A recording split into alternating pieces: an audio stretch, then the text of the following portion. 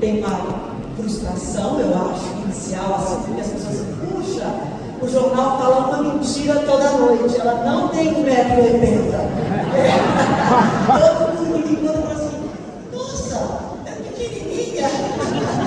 Eu falo, mas é a única mentira que a gente conta, o resto é tudo verdade.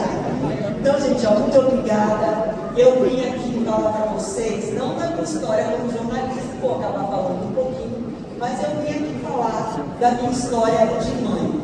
Eu sou mãe dessa mocinha que já tem 28 anos, mas que tem essa carinha aí de adolescente, que é a Giovana, uma médica, já concluiu a primeira residência médica, ela se especializou em clínica médica e agora vai seguir para a próxima especialidade, oncologia ou endocrinologia. Mas antes de contar como eu me tornei a mãe dela e como essa história transformou a minha vida, eu gosto de contar de onde eu vim. Eu tenho orgulho de ser da terra do pão de queijo, eu sou mineira. Tem mineiro aqui, gente? Quem for de Minas Gerais, levanta a mão. Precisamos aumentar isso aí. Eu tenho orgulho de ser da terra do pão de queijo, como eu disse. Nasci numa cidadezinha que chama Itabirito. E a gente, para localizar, fala assim, aí aquela prima, próxima de Ouro Preto, fica ali do ladinho, aí todo mundo sabe onde fica. Meus pais vêm ali daquela região, e eu venho de uma menina que na infância conheceu a pobreza, a violência e a fome. Que aos 12 anos de idade foi mandada para São Paulo para trabalhar como empregada doméstica. E aquilo era uma grande oportunidade. Eu demorei muito tempo para entender que o que a minha mãe contava como oportunidade, na verdade, era uma violência. Fazer uma criança de 12 anos de empregada doméstica. Mas para ela, foi um passo que fez a vida dela começar a mudar. Eu venho de um menino que com 8 anos de idade era tropeiro. Quando eu falo isso, as pessoas às vezes, quando vem alguém na tela da televisão, a televisão tem isso, né? Todo mundo parece que é artista, mesmo que você seja só jornalista. As pessoas, nossa, apareceu lá, tem aquele brilho, né? Tem aquela coisa do glamour. Então, todo mundo acha que aquela pessoa talvez tenha uma vida assim, espetacular. Que não teve uma história de desafios antes daquele momento ali de brilhar na tela da TV. Então, às vezes, quando eu falo para as pessoas, meu pai foi tropeiro, as pessoas falam assim, o que é isso? Então, mas que o tempo vai passando e essa tarefa deixou de existir, né? Então, meu pai é um menino, foi um menino que com 8 anos de idade subiu uma montanha tocando uma tropa de mula para levar de uma roça para Belo Horizonte o que tinha que ser vendido lá, leite, café, verdura, e levava de Belo Horizonte para a cidadezinha que ele nasceu, que se chama Moeda, o que precisava levar. Tecido, remédio, botão, sapato. Esse foi o primeiro trabalho do meu pai com 8 anos de idade.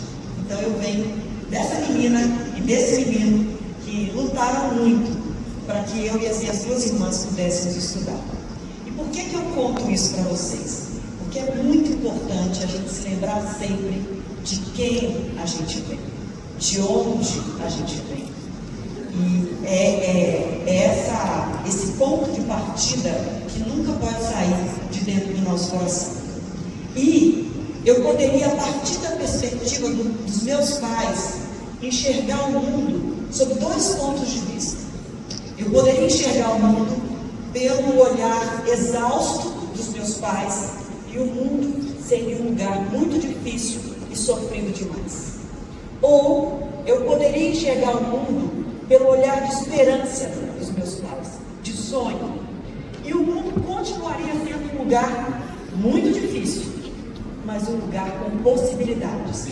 Um lugar que tem sim, que tem chance, que tem esperança, que tem meios de buscar ferramentas para alcançar.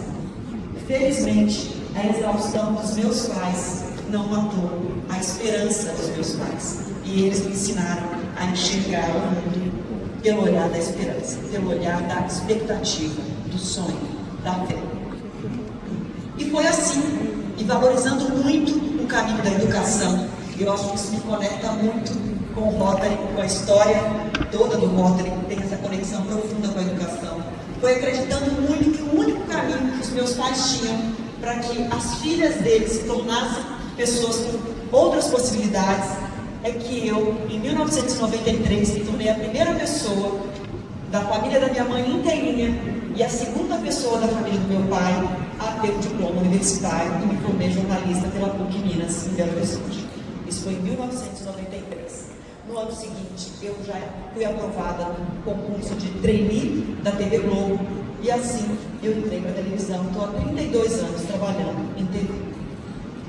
Isso então, a minha história na televisão começou em 1994, quando eu entro na TV Globo por esse concurso de trainee e acabei contratada. 2 anos depois, eu me tornei mãe, a mãe dela. A minha história com a Giovana está narrada no livro que se chama Sou a Mãe Dela.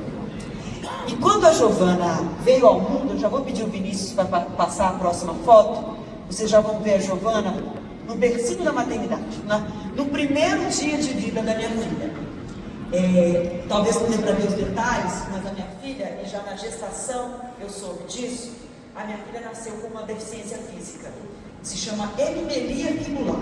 É uma condição, as pessoas às vezes chamam de doença, mas é uma condição. Ela nasceu com essa síndrome ortopédica, que a característica principal é a ausência de um osso na perna direita, que é a fíbula, ela não tem esse osso, e isso leva a diversas outras deformidades ósseas. Ela nasceu com a perna direita muito torta, muito arqueada, o pé praticamente a gente não enxergava, o pé direito ele era completamente deformado, com menos dedos nos pés.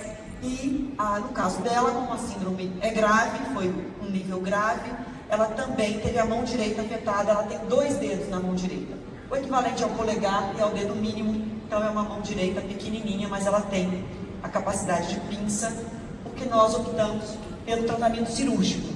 Vamos seguir com outras fotos para mim, por favor, Vinícius? Aí está a mãozinha dela, a mão direita, que sempre, desde muito pequenininha, foi sempre uma mão base amor assim para mim, de alguma forma se tornou um farol da minha vida. Quando a Giovana era bebezinha, a gente começou ali a busca, né, por um caminho para que ela tivesse autonomia, porque se ela não passasse pelas cirurgias que ela passou, foram 10 cirurgias ao longo de 18 anos, se ela não passasse por essas cirurgias, ela teria 15 centímetros de diferença entre as 2 pernas. Isso afetaria a coluna, afetaria a mobilidade. Então, a gente já tinha iniciado esse tratamento. Pode passar a próxima foto, por favor? E aí vocês vão ver algumas fotos, tem acho que mais 2 fotos, dos tratamentos de alongamento ósseo que ela passou para que ela pudesse ter a autonomia de caminhar com as próprias pernas. E aí, quando eu falo isso, eu penso na linha de largada, naquele ponto que eu recebo uma bebezinha miudinha, com deficiência, uma síndrome considerada grave, o que eu penso ela precisa caminhar com as próprias pernas.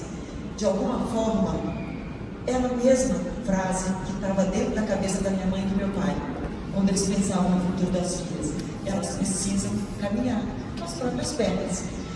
Eu e as minhas irmãs não temos uma deficiência física, mas o sonho de pais para filhos, independentemente da condição, é esse, que eles caminhem com as próprias pernas. Então nós fizemos várias cirurgias, 10 no total, a mamãe enfrentou 10 cirurgias difíceis para poder caminhar.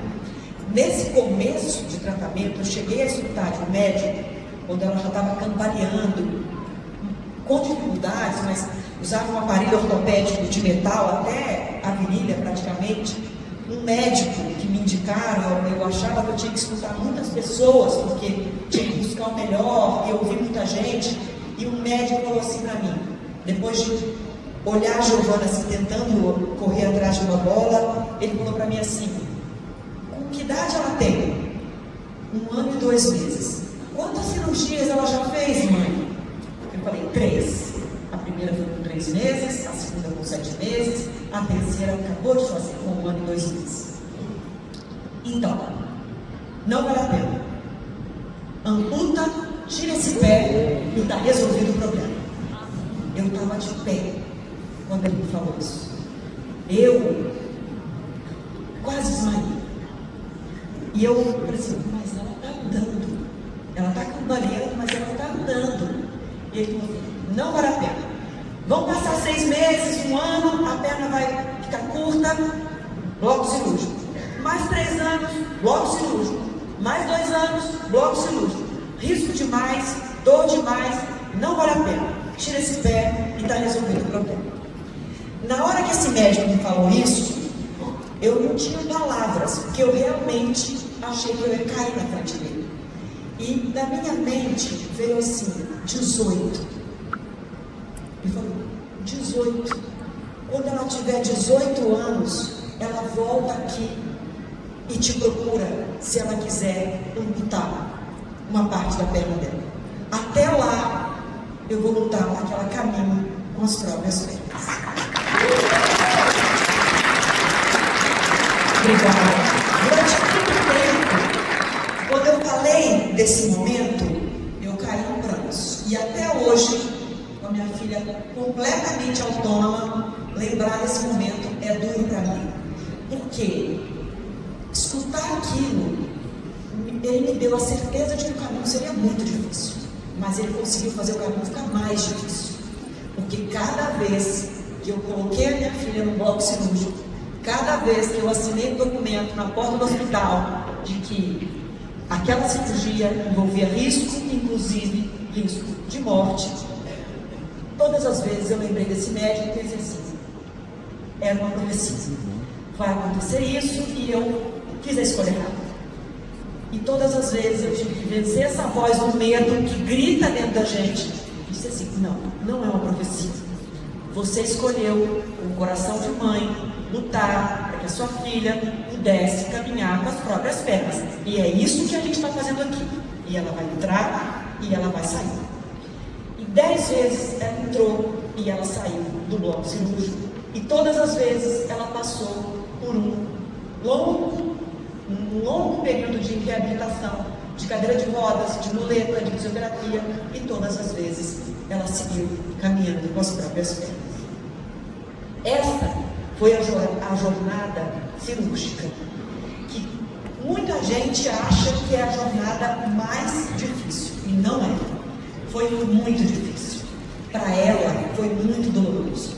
Em muitos momentos, no período pós-cirúrgico, nas horas seguintes a uma cirurgia, tomando morfina, e teve um momento muito marcante para mim, que foi a primeira grande cirurgia de alongamento ósseo de São Paulo. Nas horas seguintes, mesmo tomando morfina, vai chegando perto ali daquele momento final, que o remédio vai deixando de fazer efeito. E um dia, ela chorando, dentro do Einstein, ela olhou para mim e falou assim, Deus, o que eu fiz para merecer isso? E você vê uma criança, naquele momento com 9 anos de idade, aos prantos, porque não estava suportando a dor, e você, a única coisa que eu tinha para oferecer era sair correndo, tentar não chorar na frente dela, sair correndo para o balcão da enfermagem e falar, pelo amor de Deus, dá a morfina, antecipa a morfina. O limite maior que uma mãe de uma pessoa com deficiência tem é entender esse ponto. Você não troca de lugar com seu filho. Essa é a dor maior. Porque você enfrenta várias coisas difíceis, mas chega num momento que você fala assim, a única solução seria trocar de lugar. E essa solução não existe. E a partir daí, você tem que começar um aprendizado de que essa é a jornada. É a jornada de cada um viver o seu papel e cada um estender a mão para o outro e tentar ajudar o outro a trilhar a jornada dele. E você faz isso com o filho, com o marido, com o pai, com mãe, com o aluno, com o colega de trabalho. E assim você vai estendendo a mão, mas sabendo que há um limite. Você nunca vai viver a história que é do outro. E assim a gente foi, enfrentando de mãos dadas todo esse longo tratamento cirúrgico. Só que a jornada que é mais desafiadora, e é dela que eu vim falar hoje com vocês, é a jornada pela autoestima de uma pessoa com deficiência. Como eu mostrei aqui, a mão direita da Giovana tem 2 dedos. é a deficiência aparente, a que todo mundo enxerga. O problema maior estava nas pernas, mas é na mão que as pessoas batem o olho e de cara tem uma deficiência. É a mão direita que você entrega para o mundo, que você diz bom dia, como vai, esse é o teu nome, essa sou eu. É com a mão direita que você entra no mundo.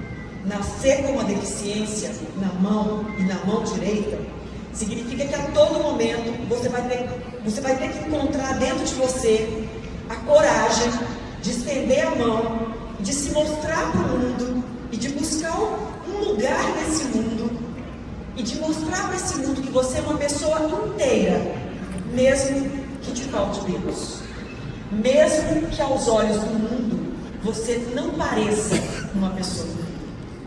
E fazer uma criança que nasceu com a plena capacidade neurológica de entendimento, de compreensão, crescer acreditando que ela é uma pessoa inteira, uma pessoa capaz, uma pessoa que pode tentar tudo e que ao longo da trajetória dela, ao longo das tentativas e erros, ela vai descobrir o que ela pode, o que ela não pode, é a grande jornada, é o grande desafio.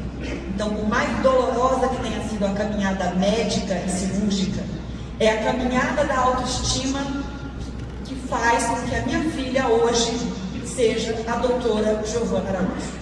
Sem essa caminhada, talvez ela tivesse ficado, em algum momento da história dela, se sentindo incapaz, se sentindo insuficiente.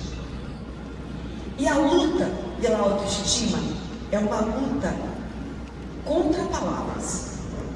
E eu vou trazer só uma, são muitas na verdade, mas eu vou trazer só uma que eu ouvi quando a Giovana era bebezinha, numa das primeiras visitas que eu recebi em casa. Uma tia muito amorosa, muito querida, foi me visitar e quando ela viu a minha filha, ela fez assim: nossa, tadinho, coitadinha dela.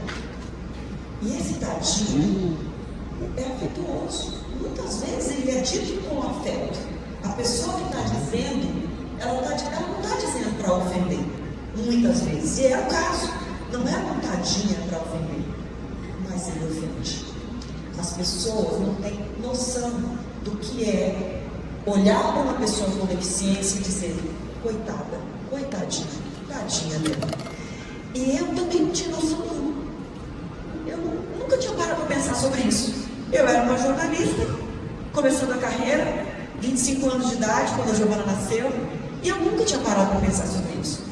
Mas no momento que você escuta a sua filha, recém-nascida, escutar, tadinha, me deu um estalo. Eu pensei, mas é isso? É tadinha que ela vai escutar a vida inteira? Por onde ela for, onde as pessoas olharem, as pessoas vão dizer: coitadinha, tadinha dela.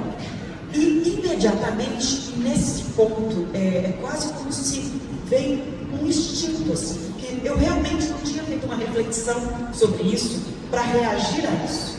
Eu reagi. E eu falei com essa minha tia, eu falei: não, ela não é tadinha. Ela nasceu com uma diferença física. Naquele momento, para mim, falar a palavra deficiência era difícil, eu estava me adaptando ainda às palavras. Então, ela nasceu com uma diferença física, mas ela não é uma tadinha. Ela vai crescer, nós vamos tentar dar o melhor tratamento médico possível para ela e nós vamos fazê-la crescer sabendo que ela pode tentar tudo.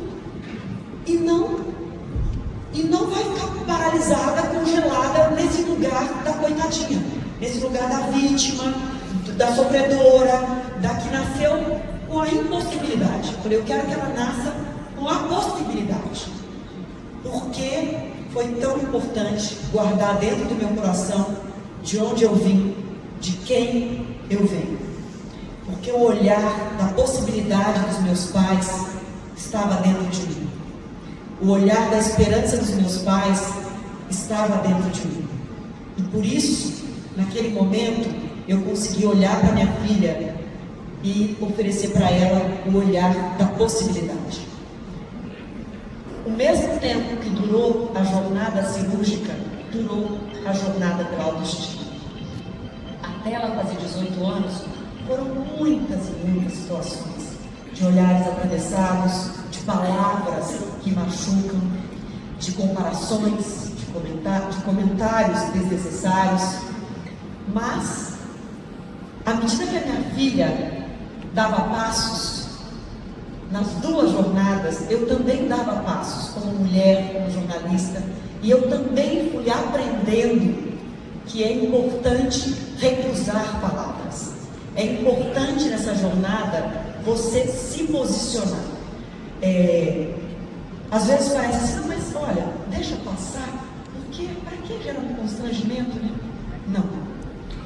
Porque quando você ensina palavras e quando você recusa palavras, de alguma forma, você está transformando o outro.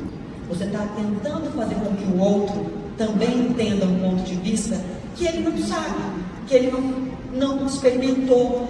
Na família dele pode não ter uma situação como essa, ele não tem um filho com uma deficiência, ou ele não está atento às pessoas com deficiência e que precisam desse olhar de empatia, de respeito e de confiança. E às vezes a pessoa não está atenta. Quando você recusa as palavras que não cabem, você está ensinando muito. Então, a primeira pessoa que eu eduquei foi a mim mesma, para depois educar minha filha.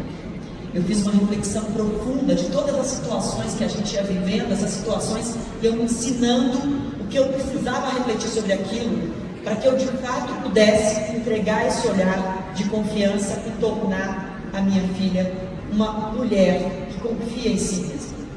Eu vou pedir que você passe para a gente a próxima foto, Vinícius. Essa é a doutora Giovana, com essa carinha aí de adolescente, mas já uma médica formada, como eu disse para vocês. Eu todas as vezes que olho para essa foto, eu fico babando, porque eu acho fofa, porque de alguma forma ela me remete ao bebezinho da maternidade, mas o bebezinho cresceu, está com 28 anos de idade. Acho que tem mais uma, né? Ah, a mão direita. Quando a Giovana tinha 18 anos, acabou o tratamento. A última cirurgia foi com 16. E depois ela teve mais 2 anos de acompanhamento para ter certeza que uma perna, que o crescimento já estava estabilizado, que uma perna não ficaria diferente da outra em tamanho. Ela tem pernas diferentes, ela tem muitas cicatrizes, ela tem pés diferentes, sempre terá, mas as pernas estavam equilibradas e ela estava caminhando com as próprias pernas. O dia que ela passou no vestibular de medicina, eu saí feito doida na rua com ela gravando vídeo e gritando. Porque a alegria que eu senti, eu voltei lá naquele consultório, eu voltei lá naquele médico que eu não sei o nome. Eu não me lembro, definitivamente não me lembro o nome dele. A minha memória apagou o nome dele. Mas eu nunca apaguei o sentimento que eu tive ali. Eu sempre me recordei daquele momento. O dia que ela passou, e ela passou primeiro na Santa Casa, foi, gente, vou falar para vocês, ela me ligou. Era o primeiro resultado que ia sair, ela me ligou. E ela falou assim, vem pra cá, ela estava no cursinho, estudando para os outros vestibulares que ainda aconteceriam. Ela falou assim, eu não consigo andar até em casa. Eu fui para comer um sanduíche ali do lado do cursinho com ela. Ela já estava há 2 anos fazendo cursinho, na luta para conseguir entrar numa faculdade. E estava ali, 3 horas, a Santa Casa vai soltar o resultado online. E a gente comeu o sanduíche, a sobremesa, o sorvete, o café. Já não tinha mais o que pedir naquele bendito daquele cardápio. E não dava 3 horas. Deu 3 horas, ela começou no celular. E atualiza, e atualiza, e atualiza e não sai.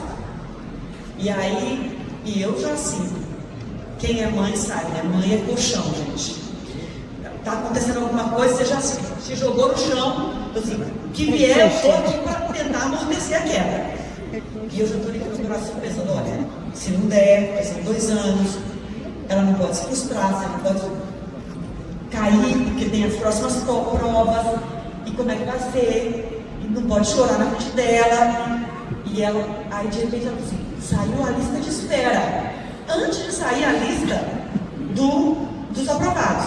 E ela, meu nome não está aqui. Aí, calma, pode ter um erro, Essa aí pode ser a lista dos aprovados, você saiu com o nome da lista dos desaprovados, calma, respira.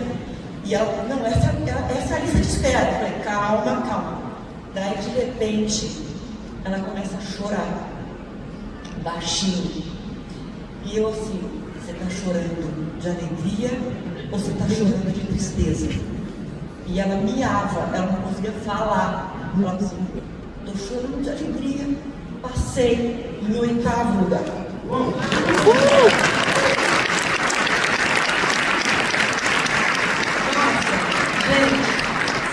Louca é a melhor versão da mãe louca que eu sei fazer. Eu peguei o telefone, eu ligava para minha mãe, eu ligava para meu pai. Meu pai, o sonho dele era ser médico. Então meu pai, do outro lado da linha, só chorava. E a gente nunca imaginou que a Giovana ia querer ser médica, porque na minha cabeça ela ia querer correr de hospital. E ela escolheu por ela, porque não tem nenhum médico na família, ela escolheu correr para dentro de um hospital. Então foi assim, uma alegria imensa. E eu estava realmente nas nuvens. Saí gravando vídeo pela rua, tá tudo aí pelas redes sociais. A minha versão mãe louca tá eternizada lá no Instagram. E aí foi uma alegria extraordinária. Assim, depois ela passou na Escola Paulista de Medicina, que foi onde ela acabou fazendo, de fato, a faculdade, fez também a especialização lá.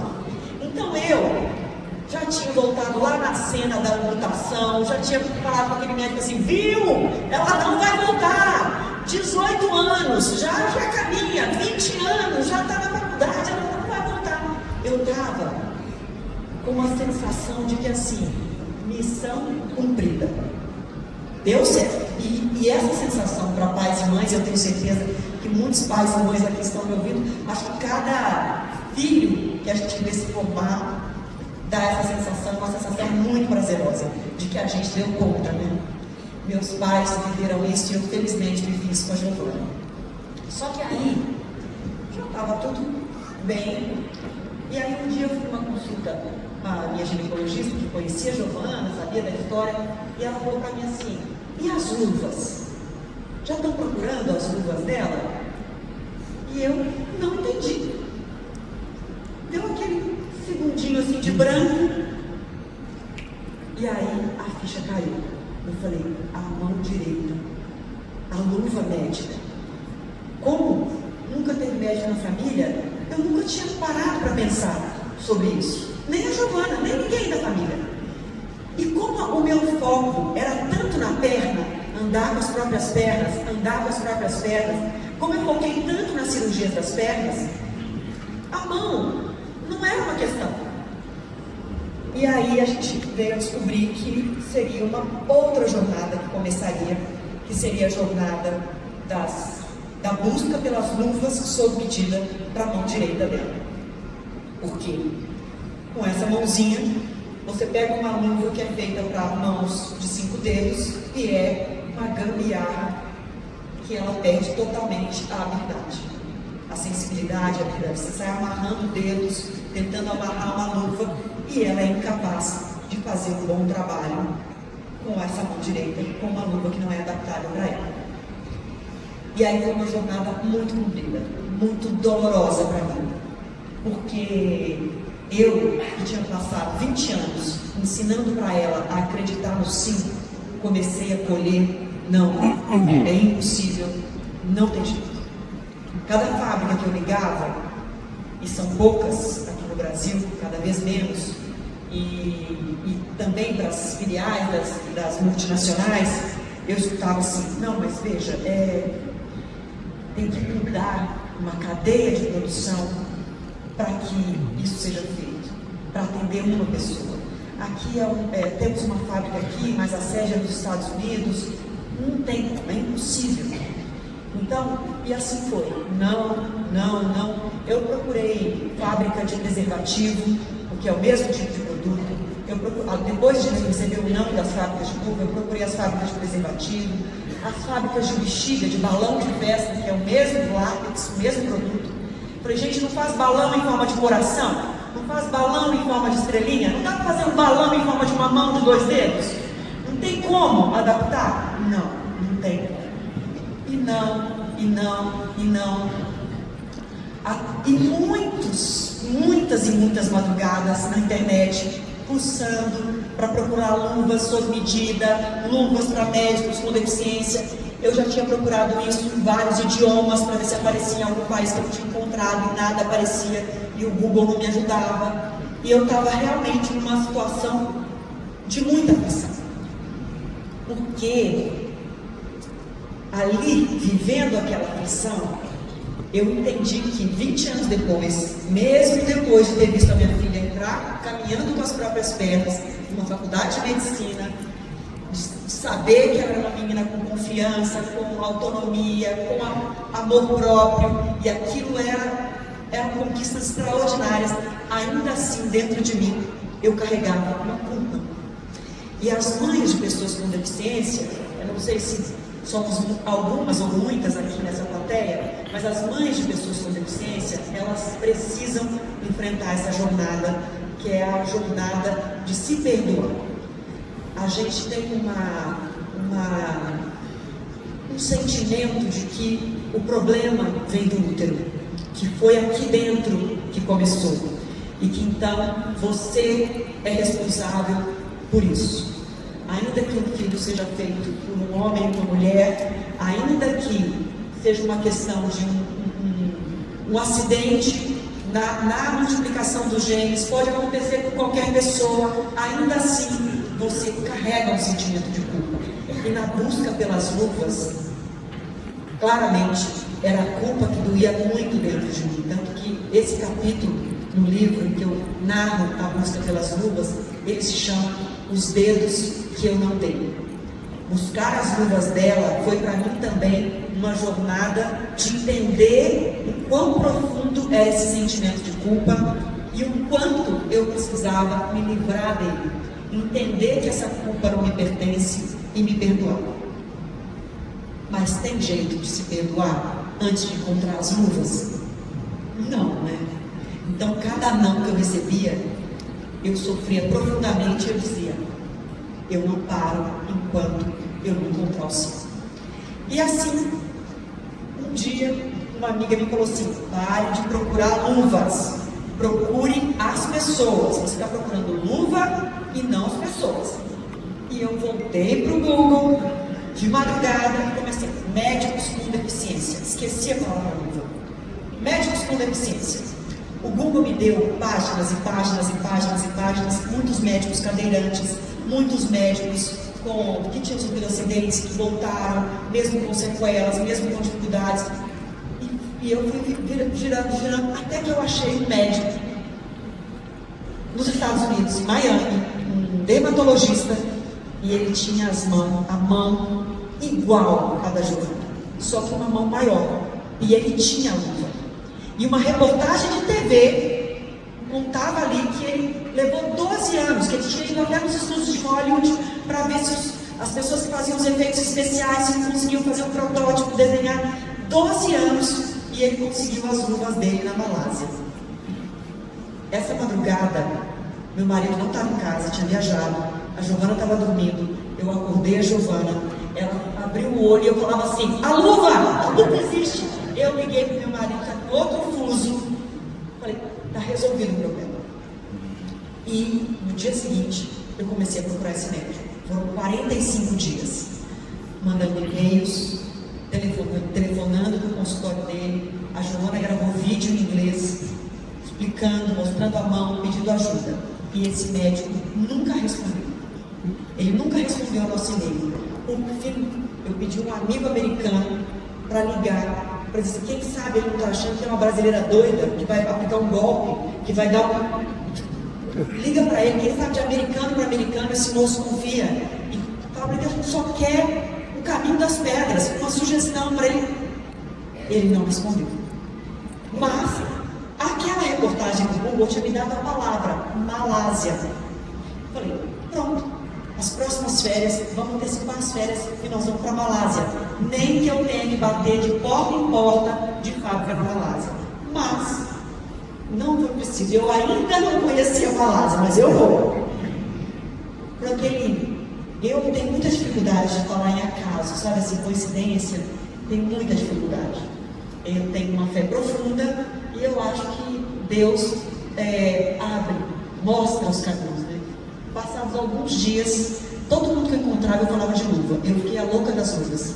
Porque eu pensava assim, vai que eu falo com essa pessoa e essa pessoa tem mais alguém, conhece o dono de uma fábrica. Então todo mundo que eu encontrava, eu contava, porque a Giovana, naquele momento sensibilizada por essa procura, não quis que a gente divulgasse em rede social, fizesse matéria na TV, enfim, não quis contar essa história. E aí aconteceu que eu encontrei um amigo que a gente não via há muito tempo, num café, assim, do nada, a pessoa estava no café onde eu fui ao shopping. Quando eu vi, eu falei assim, estava atrasada para trabalhar, vou sentar e bater 10 minutos de papo para falar da luva. Falei da luva e aí todo mundo me entregava a mesma cara, que era assim.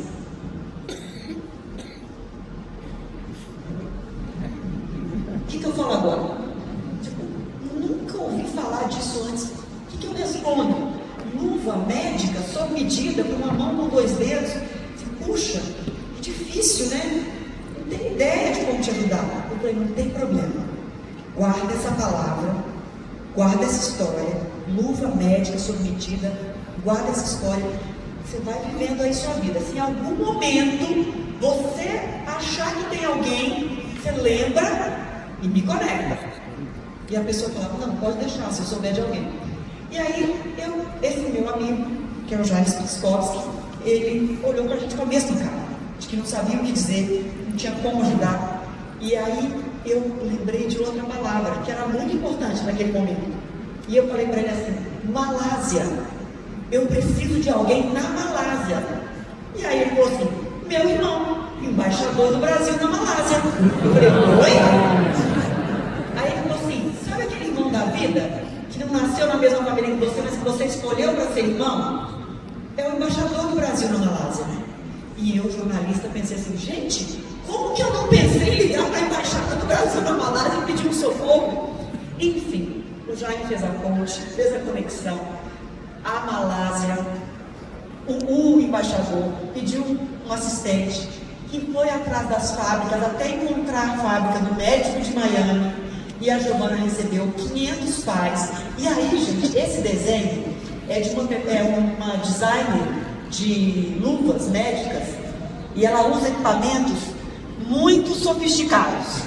Uma fita métrica de costura e a câmera do celular. E essa designer sou eu. E ali é a mão da minha filha, daquele desenho que a gente faz na escola. Você faz assim para a mãe guardar, né? O desenhozinho da mão do filho. Ali é a mão dela desenhada e a designer, que tem uma capacidade de desenho, como vocês veem, muito sofisticada, usou fita métrica, tirou todas as medidas e esse foi o primeiro desenho que chegou na Malásia, que eu mandei por e-mail e sem que eles nunca tivessem visto a mão dela. Vai desenho, volta desenho, vai luva, volta luva, testa. Depois de 4 testes, eles conseguiram entregar os primeiros 500 pares de luvas médicas para a Giovana. E eu não posso estar no Só que coração de mãe sossega quando, hein? Nós temos que descobrir. Esse é o maior segredo do universo. O dia que a gente descobrir, está tudo resolvido. Não sossega, né? E daí eu pensava assim, a Malásia, o embaixador me ajudou, mas ela vai precisar de luvas a vida inteira. O dia que o embaixador não estiver mais lá, o dia que essa fábrica desistir da gente, precisa ter uma solução aqui perto.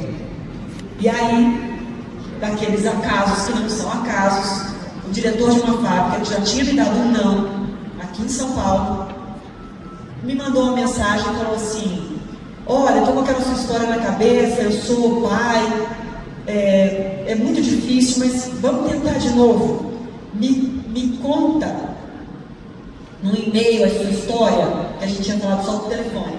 Me conta no e-mail a sua história, que eu vou levar a direção geral da fábrica. E aí meu marido fala que eu apelei. E eu apelei mesmo. Mas que mãe não apelaria? E eu falei, um e-mail, ele quer um e-mail. Então tá, eu sentei e escrevi uma carta. Essa carta está no livro. Eu não lembro ela inteira para falar aqui para vocês, mas Eu sei que eu fui contando a história de quanto ela precisava, do quanto aquilo era essencial para que ela pudesse se desenvolver como médica, que qualquer especialidade, se um dermatologista vai extrair uma espinha da testa de um paciente, ele precisa de luva. Ela já estava precisando muito das luvas por conta dos laboratórios da universidade. E aí eu escrevi um parágrafo que foi assim. Outro dia eu estava pensando, há 50 anos o homem construiu um foguete e pisou na Lua. Eu me recuso a acreditar que não existe tecnologia para fazer luvas médicas sob medida para uma jovem que deseja ser médica, que deseja estender a mão para curar o outro, para que ela seja essa médica. Eu me recuso a acreditar. Ninguém no planeta Terra vai me fazer acreditar que é impossível. E falei para ele, eu preciso de qualquer tipo de ajuda, uma informação, uma dica, um professor Pardal. Se alguém puder me ajudar a construir uma máquina que fabrique luvas sob medida, eu quero. Qualquer ajuda. E falei, você me disse no telefone que é pai, então eu acho que você sabe o que eu estou sentindo. Eu vou onde precisar para conseguir essas luvas. E no final de 2019, pela primeira vez, num processo que é considerado inédito aqui no Brasil, essas luvas foram fabricadas no Brasil. E são essas luvas que a Juliana está segurando. Hoje, gente, o roupeiro da minha casa é cheio de caixa de luva. Ela fala, mãe, vai vencer. Eu falei, calma, tá tudo bem. O importante é que tem luva. Então o roupeiro a gente abre. Não sei se vocês assistiram esse filme, eu brinco com ela. Sabe o filme do Zezé de Camargo e Luciano, Dois Filhos de Francisco, né? Sabe aquela hora que ele gastou ficha telefônica para a música tocar no rádio? E aí tem uma hora que ele está sentadinho na mesa, assim, comendo um pratinho dele de comida, arroz e feijão, e aí toca a música no rádio e todo mundo pula, e ele dá só um sorrisinho assim, de satisfação. Eu abro meu roupeiro com esse sorrisinho de satisfação. Eu só dou uma olhadinha assim, tipo, a música da minha filha tá tocando no rádio, gente. E a música dela chama Luva sob medida.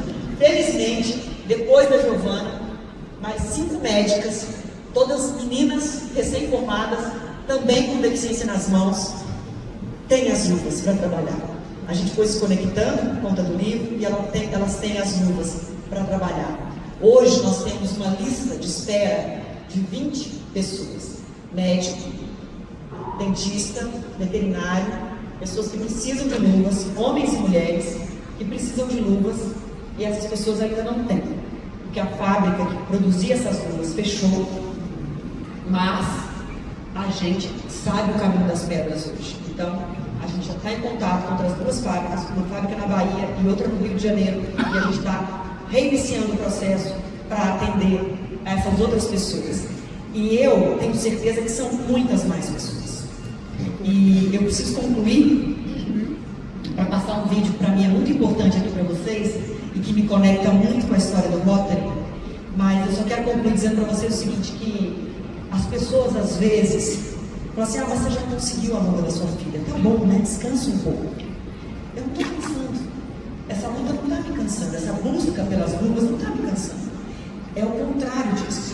A busca pelas luvas e pela inclusão, debater, e é o que me traz aqui hoje. Eu estou aqui hoje com o convite que vocês me fizeram para falar sobre isso, sobre inclusão, sobre como fazer com que o olhar do mundo seja um olhar de sim, de possibilidade, de vamos tentar, vamos buscar um caminho, em vez do olhar do não, do é impossível, do coitadinho.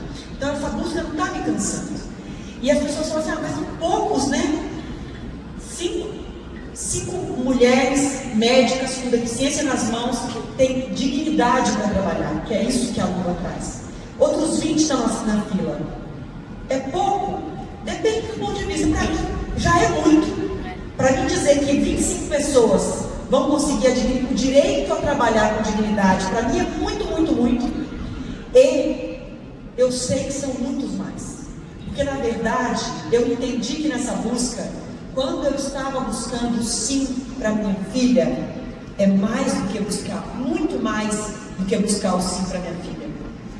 Porque, na verdade, O que eu estou buscando, o que eu busquei para ela e continuo buscando, é que o sim esteja disponível para crianças que hoje olham para a própria mão com deficiência e pensam que para elas não dá.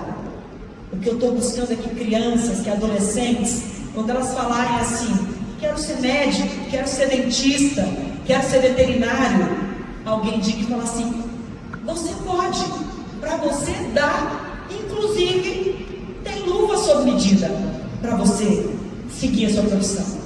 Porque é muito fácil dar um não para quem nasce com uma deficiência. O difícil é dar o sim. E o sim vem de muitas formas. O sim nem sempre vem com palavra. Pode ser com o olhar de incentivo, o olhar que não discrimina, o olhar que não separa, o olhar que não vitimiza, o olhar que não julga, o olhar que abraça. E eu, ao longo da minha caminhada com a Giovana, recebi esse olhar de muitas e muitas pessoas dentro do Colégio Rio Branco, ligado ao Rotary.